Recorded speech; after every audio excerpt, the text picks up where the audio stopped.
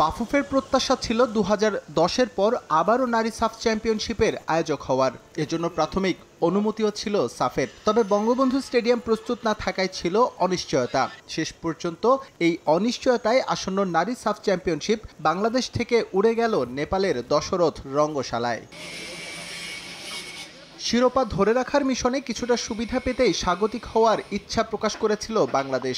বিকল্প ভেন্যু হিসেবে আলোচনায় উঠেছিল বসুন্ধরা কিংস এরিনার কথাও। তবে স্টেডিয়ামে সাফের কর্তৃত্ব এবং সার্বিক পরিস্থিতি বিবেচনায় নেপালের দশরথ রঙ্গশালাকেই বেছে নিয়েছে দক্ষিণ Asian football federation. Mainly agenda ছিল ওমেন্স চ্যাম্পিয়নশিপ, কারণ আমাদের তো আগের থেকে অন্যগুলো হোস্ট কনফার্ম ছিল, একটাই বাকি ছিল ওমেন্স চ্যাম্পিয়নশিপ।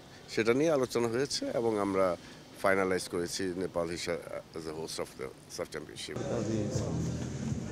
এবারের সাফ চ্যাম্পিয়নশিপে দক্ষিণ এশিয়ার বাইরে থেকে অংশ নিতে পারে একটি অতিথি দল, এমন গুঞ্জন থাকলেও তা উড়িয়ে দিয়েছে সাফ। গেল আসরের মতো 7 দল নিয়েই সাফ চ্যাম্পিয়নশিপ মাঠে গড়াবে বলে নিশ্চিত করেছেন সংস্থাটির সাধারণ সম্পাদক। আমরা কিন্তু কোনো সময় বলি নাই দুটো অতিথি দল নেব, 7টা দলই খেলবে, 7টা দলই আছে, আমাদের 7টা দলই খেলবে। উপায় নেই তো, 7টা দল ছাড়া চলবো কিভাবে।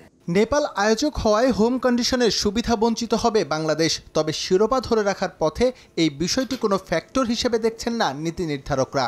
এটা তো আমাদের দুর্ভাগ্য যে আমরা বঙ্গবন্ধু স্টেডিয়াম এখনো রেডি করতে পারিনি, যে কারণে সাফ বাংলাদেশ থেকে চলে গেল। আমার যদি হোম ভেন্যু হতো তাহলে দর্শকের যে সাপোর্টটা আমরা পেতাম, আমাদের মেয়েরা পেত, সেটা তো আমাদের রেজাল্টের জন্য অনেক বেশি পজিটিভ ছিল। পারফরমেন্স শো করার মতো অ্যাক্টিভিটি যথেষ্ট আমাদের নারী টিমে আছে, কিন্তু এখানে ভেন্যুটা হলে সবচেয়ে ভালো হইতো। বিকজ সাপোর্টারের একটা বিরাট অ্যাডভান্টেজ থাকে, ইভেন দেশের মাটিতে একটা অ্যাডভান্টেজ থাকে। গতবার চ্যাম্পিয়ন হয়েছে, এবারও আশা করতে পারি যে আমরা চ্যাম্পিয়ন হব। বাংলাদেশের পাশাপাশি ভুটানও আগ্রহ প্রকাশ করেছিল সাফের আয়োজক হতে। তবে ফ্লাইট জটিলতা থাকায় তাদেরও আগ্রহ আমলে নেওয়া হয়নি। 17 থেকে 30 অক্টোবর এই টুর্নামেন্ট অনুষ্ঠিত হবে নেপালের দশরথ রঙ্গশালায়। এস এম ইকবাল, সময় সংবাদ, ঢাকা।